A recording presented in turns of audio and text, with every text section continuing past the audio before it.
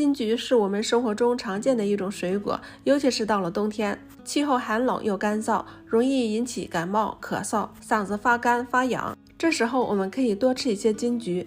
今天咱们就用金桔分享一个好吃的小零食，做法简单，一起来看看吧。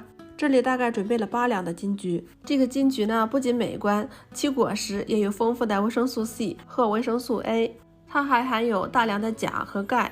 把金桔放入大碗中，加入1勺食盐，倒入温水，先把它泡上15分钟，然后再进行搓洗，尽量用带颗粒的食盐，用手搓一搓，可以搓掉表面的果蜡，也可以让金桔更好的入味。再一次换上干净的清水洗一遍，把金桔表面少量的盐分洗干净，再把果蒂去掉，全部洗干净晾干水分以后，放在案板上，切成薄片，里面的籽不要去掉，它还有理气的作用。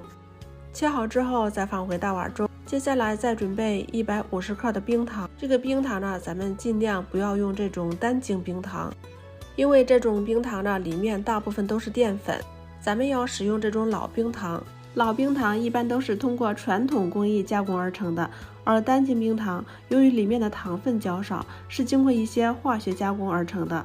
我这里加了150克，用筷子先给它搅拌均匀了。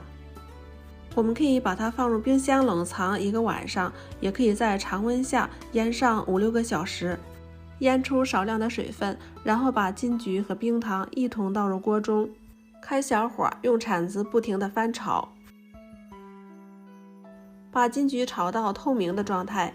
咱们在炒的时候尽量用这种不粘锅，把橘子切得越薄越容易出汤。